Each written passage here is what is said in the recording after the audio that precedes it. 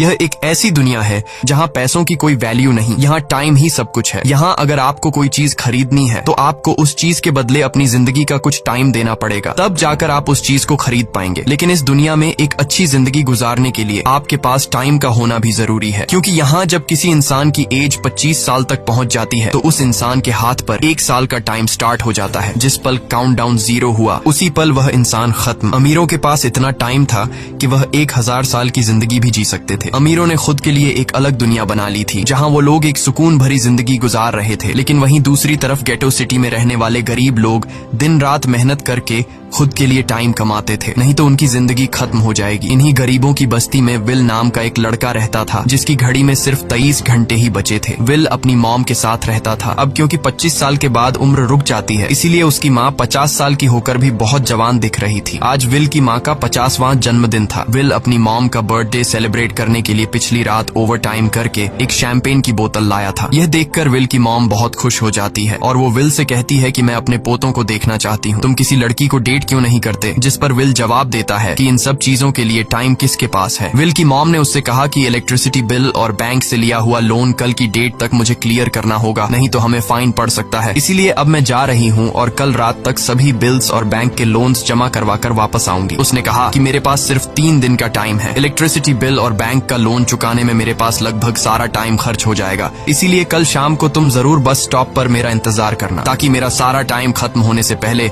मैं तुमसे कुछ टाइम ले सकूं। इस पर विल ने कहा ठीक है, मैं टाइम पर पहुंच जाऊंगा। जाने से पहले विल की माँ विल के हाथ को छूकर उसकी बॉडी में 30 मिनट ट्रांसफर करती है ताकि विल अच्छा नाश्ता खरीद कर खा सके। इसके बाद दोनों अपने अपने काम पर निकल गए। रास्ते में विल के पास एक छोटी बच्ची आती है। वो विल को एक कैप्सूल देकर विल से उसका थोड़ा सा टाइम मांगती है। विल मुस्कुराते हुए उस छोटी बच्ची को कैप्सूल में अपनी जिंदगी का 5 मिनट का टाइम दे देता है और वह चली जाती है। यहाँ हमें पता चलता है कि यह लोग अपने टाइम को एक कैप्सूल में स्टोर भी कर सकते हैं, जिससे यह लोग कभी भी यूज और ट्रांसफर कर सकते हैं। इसके बाद विल काम के लिए फैक्ट्री पहुंच जाता है। काम शुरू करने से पहले वह कॉफी लेने जाता है, लेकिन वहाँ वह देखता है कि हर एक चीज का दाम डबल हो गया है। जहां पहले कॉफी 2 मिनट की मिलती थी, अब उसका प्राइस डबल होकर 4 मिनट हो चुका है। यहाँ पर कभी भी किसी चीज का भी दाम बढ़ा दिया जाता है बिना किसी अनाउंसमेंट के। ये बात विल को बहुत बुरी लगती है। मजबूरी में विल ने भी कॉफी के लिए अपनी जिंदगी के 4 मिनट पे किए और काम पर लग गया। दिन भर के काम के बाद रात के वक्त विल अपने दोस्त के साथ एक बार में जाता है। विल का दोस्त 1 नंबर का शराबी था। वह हर वक्त शराब के नशे में टली रहता। विल का दोस्त विल को इशारे में बताता है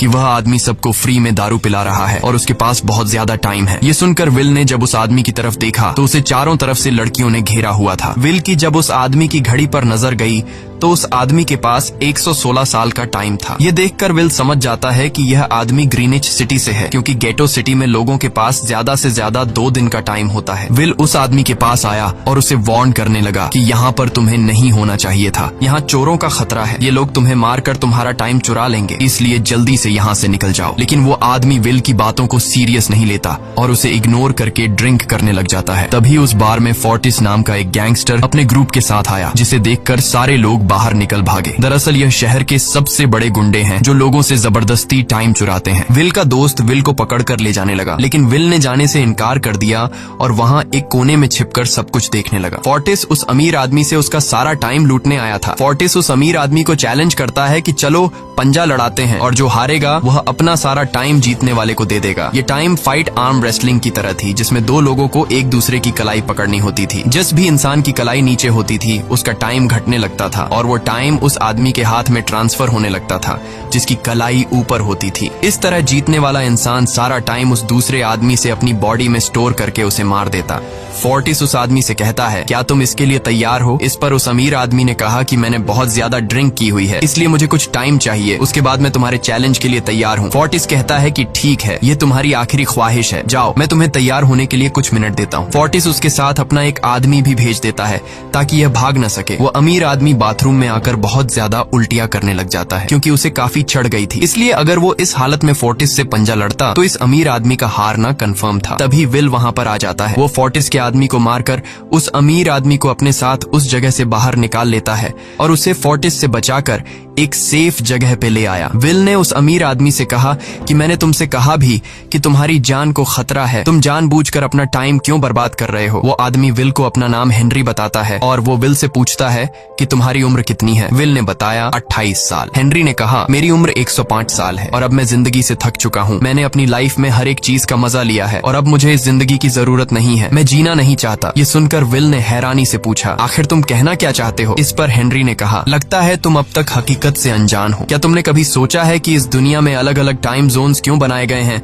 आखिर क्यों तुम्हारे टाइम जोन गेटो में किसी भी वक्त चीजों के दाम और टैक्स बढ़ा दिए जाते हैं? दरअसल महंगाई जानबूझकर बढ़ा दी जाती है ताकि गरीब लोग मरते रहें और उनकी मौत का फायदा ग्रीनविच टाइम जोन के अमीर लोगों को होता रहे। असल में ये सारा सिस्टम उन्हीं का बनाया हुआ है। जरा सोचो, वहाँ ग्रीनविच टाइम जोन में लोगों के पास जीने के लिए हजारों साल हैं, लेकिन यहाँ गेटो में तुम लोग हर रोज जीने के लिए मेहनत मजदूरी करते हो।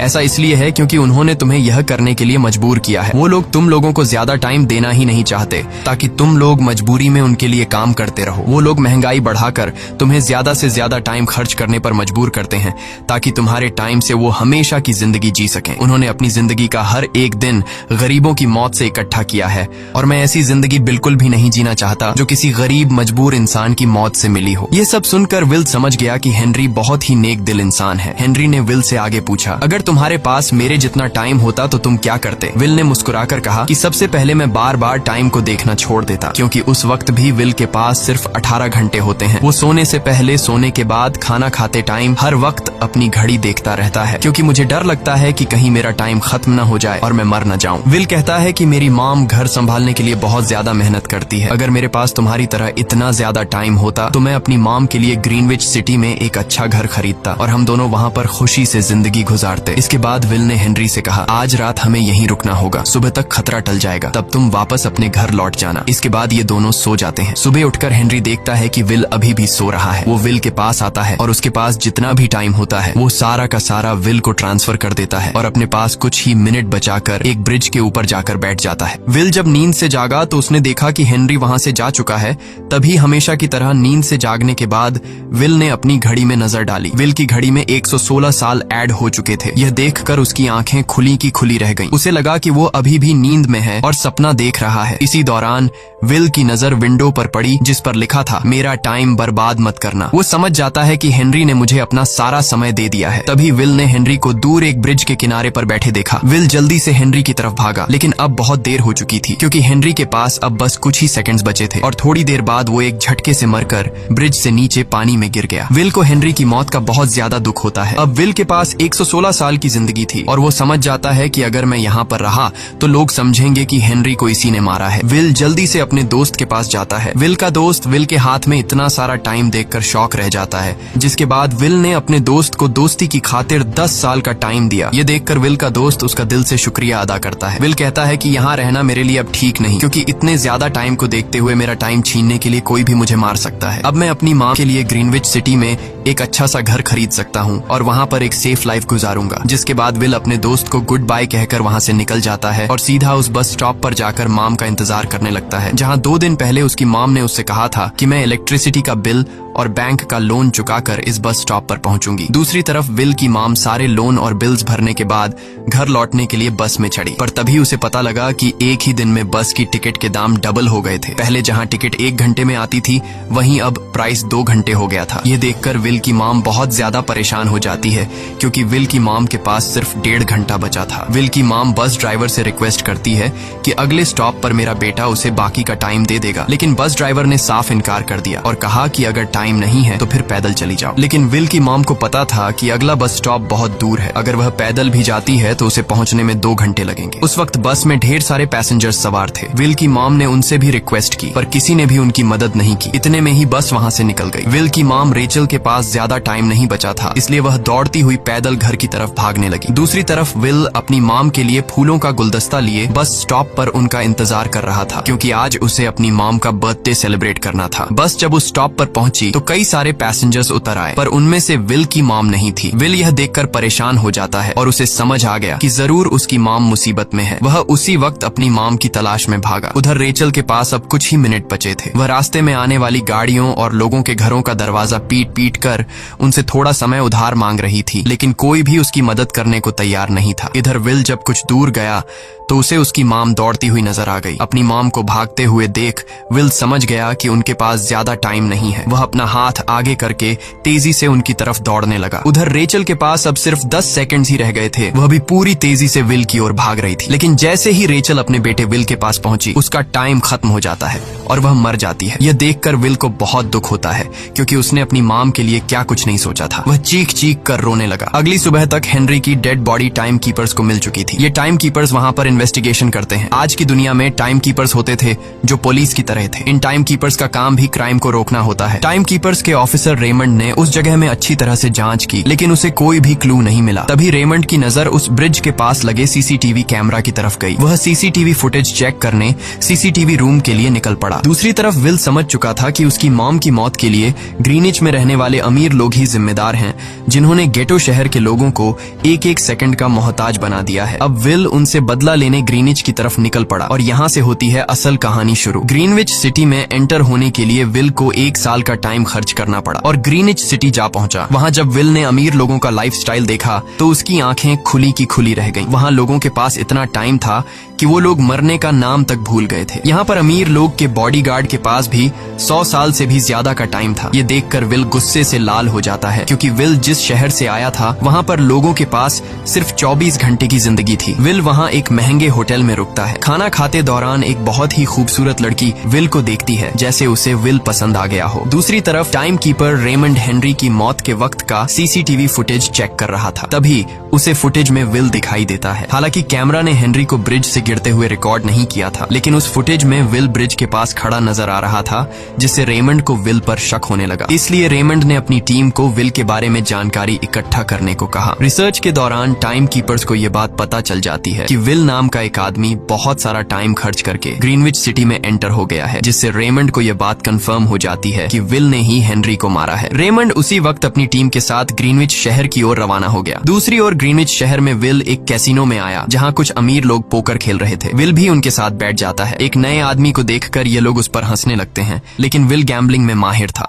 आज उसके लिए अमीरों से पैसे निकालने का सबसे अच्छा मौका था। विल ने फिलिप नाम के एक रईस आदमी के साथ पोकर की बाजी खेली। फिलिप यहाँ का सबसे रईस इंसान है। उसके पास खुद का एक टाइम बैंक है जो लोगों को लोन पर टाइम देता है। फिलिप के साथ उसकी डॉटर भी बैठी होती है। यह वही लड़की है जो कुछ देर पहले विल को गौर से देख रही थी। गेम जब शुरू हो जाती है तब विल अपनी लाइफ का सारा टाइम दांव पर लगा देता है और अपनी माइंड के बदौलत वो फिलिप से 1100 साल जीत जाता है। यह देखकर फिलिप की बेटी सिल्विया विल से काफी ज्यादा इम्प्रेस हो जाती है। उसने विल को कल रात अपने घर पार्टी पर इनवाइट किया। फिर अगली शाम विल एक नई नवेली कार खरीदकर फिलिप की पार्टी में जा पहुंचा। वहीं पार्टी के दौरान विल और सिल्विया डांस करने लगते हैं और सिल्विया मन ही मन विल को दिल दे बैठी। वो अपनी दिल की बात विल से करने ही वाली थी कि तभी टाइम कीपर रेमंड अपनी टीम के साथ वहां पहुंचता है और विल को पकड़ लेते हैं। विल को खूनी समझकर सिल्विया भी उससे नाराज हो गई। रेमंड ने सबसे पहले विल का सारा टाइम उससे छीनकर सिर्फ 2 घंटे दिए। उसके बाद वो विल को हेनरी के खून के इल्जाम में गिरफ्तार करने लगा। रेमंड विल से पूछता है कि तुमने हेनरी को क्यों मारा। विल उसे कहता है कि मैंने उसे मारा नहीं था,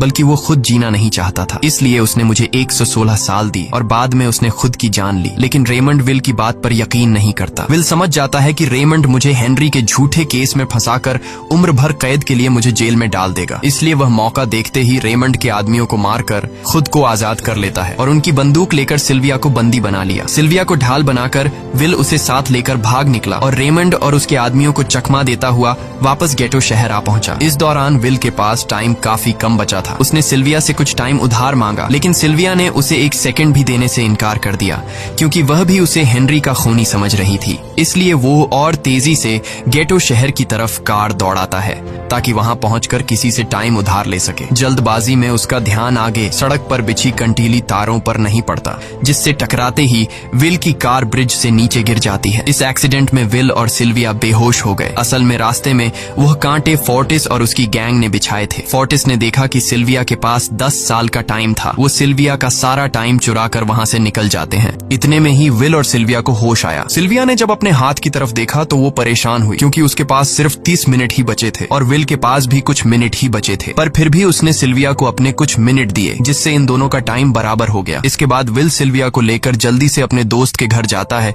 जिसे उसने 10 साल दिए थे। जब उसके दोस्त की वाइफ ने दरवाजा खोला और उसने विल को देखा तो उसने विल से नाराजगी जताते हुए कहा, तुम्हारे दिए हुए 10 साल ने मेरे हस्बैंड की जान ले ली। उसने सारा टाइम शराब में उड़ा दिया जिससे उसकी मौत हुई। ये सुनकर विल मायूस हो गया, लेकिन अब इन दोनों के पास भी ज्यादा टाइम नहीं था। अगर यह दोनों जल्दी से कुछ नहीं करते तो इनकी भी मौत पक्की थी। तभी विल ने सिल्विया के कानों में ईयरिंग देखी जो हीरे की थी। उसे बेचकर विल और सिल्विया को 2 दिन का टाइम मिल गया। इसके बाद विल सिल्विया को लेकर फोन बूथ पर आया। उसने सिल्विया के पिता फिलिप को कॉल किया और बताया कि उसकी बेटी अब तक सही सलामत है। उस वक्त रेमंड भी फिलिप के पास ही मौजूद था और विल को भी पता था कि रेमंड भी वहाँ मौजूद है। विल ने सिल्विया को छोड़ने के बदले 10,000 साल का टाइम मांगा और वो 10,000 साल टाइम बैंक के जरिए गरीब लोगों में बांटने को कहा और कल सुबह तक का टाइम दिया। हालांकि फिलिप के लिए यह रकम कुछ भी नहीं थी, पर फिलिप किसी भी कीमत पर गरीबों को टाइम नहीं देना चाहता था। इधर विल सिल्विया को अपने घर ले आया जहाँ पर दोनों सुबह होने का इंतजार कर रहे थे। इसी दौरान सिल्विया ने विल से पूछा कि उसकी फैमिली कहाँ है। इस पर विल ने बताया कि पिछली रात ही टाइम न होने की वजह से मेरी माँ की डेथ हुई। ये सुनकर सिल्विया को बहुत बुरा लगता है और उसे एहसास होता है कि यहाँ गरीब लोग हर पल मौत के डर में जीते हैं। उन्हें एक दिन का टाइम कमाने में कितनी मेहनत करनी पड़ती है। अगली सुबह बैंक खुलते ही विल और सिल्विया खिड़की से बैंक पर नजर रखने लगे, लेकिन बैंक ने गरीबों में टाइम नहीं बांटा। सिल्विया यह देखकर बहुत मायूस हो गई कि टाइम के आगे उसके पिता के लिए अपनी बेटी की भी कोई कीमत नहीं थी। अब सिल्विया को समझ आ गया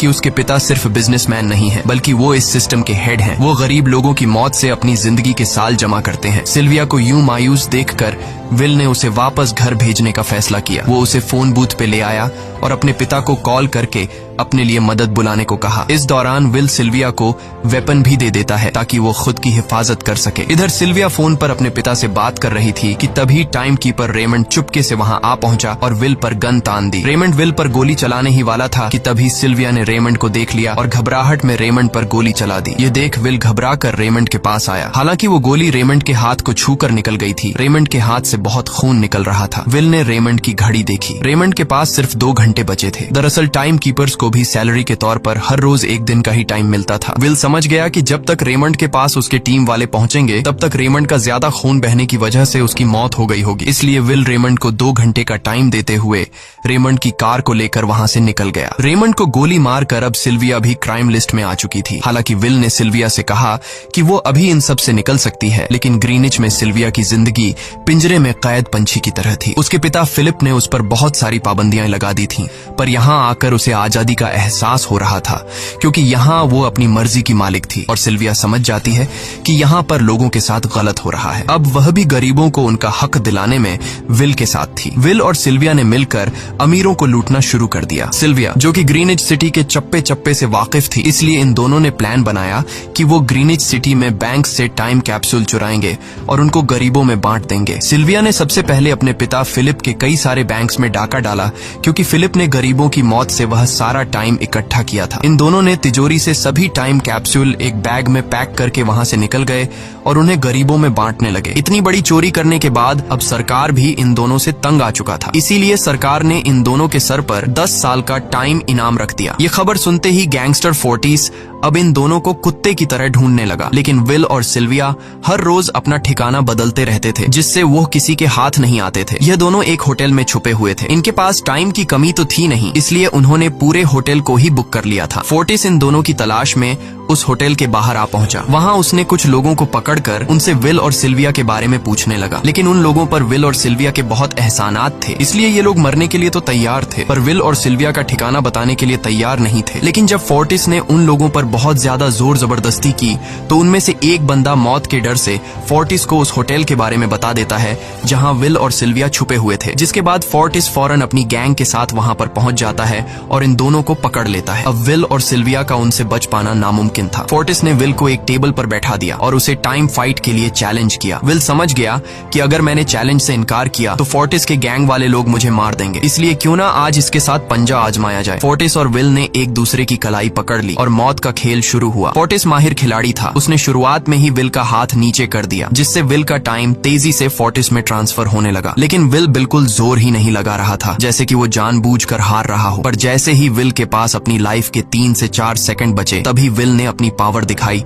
और एक झटके से फोर्टिस का हाथ नीचे कर दिया। फोर्टिस की आंखें खुली की खुली रह गईं। वो पूरा जोर लगाकर अपना हाथ ऊपर करने की कोशिश कर रहा था, लेकिन विल की ताकत के आगे वो डीला पड़ चुका था। ये देख फोर्टिस के आदमियों का ध्यान फोर्टिस की घड़ी पर अटक गया। अब उनका बॉस मरने वाला था। इतने में ही मौका पाकर विल ने अपने जूते से गन निकाली और पलक झपकते ही फोर्टिस के सारे आदमियों को शूट कर दिया, क्योंकि अगर वो ऐसा नहीं करता तो वो लोग उसे मार देते। इसी के साथ फोर्टिस का टाइम 0 हो गया और वह भी मारा गया। विल और सिल्विया जल्दी से वहां से भाग निकले। इसी दौरान उन्होंने देखा कि अमीरों ने सारा खेल पलट दिया था। विल और सिल्विया ने गरीबों में जितना भी टाइम बांटा था उसकी वैल्यू अब कुछ भी नहीं रही थी, क्योंकि अमीरों ने महंगाई के दर को कई गुना बढ़ा दिया था। यह देख विल हारा हुआ महसूस करने लगा और उसे लगा कि मैं कभी भी इन गरीबों को उनका हक नहीं दिला सकूंगा। उसने सिल्विया से कहा कि अब सब खत्म हो चुका है। अगर वो लोगों में 1000 साल भी बांट दें तो अमीर लोग महंगाई को और ज्यादा बढ़ा देंगे, जिससे लोगों की हालत कभी नहीं सुधर पाएगी। सिल्विया ने कहा कि कोई तो रास्ता होगा। इस पर विल ने कहा कि हमें लाखों साल चुराकर इन लोगों को देने होंगे, तब जाकर हम लोग महंगाई को कंट्रोल कर सकते हैं। हालांकि यह इतना आसान नहीं था, पर सिल्विया ने इसके लिए एक प्लान सोच रखा था। अगली ही सुबह जब फिलिप अपने बॉडीगार्ड्स के साथ ऑफिस पहुंचा, तभी सिल्विया वहां आई और उसने अपने पिता से कहा कि वो सरेंडर करना चाहती है। तब सारे गार्ड्स ने सिल्विया पर गन तान दी, लेकिन तभी वहां पीछे से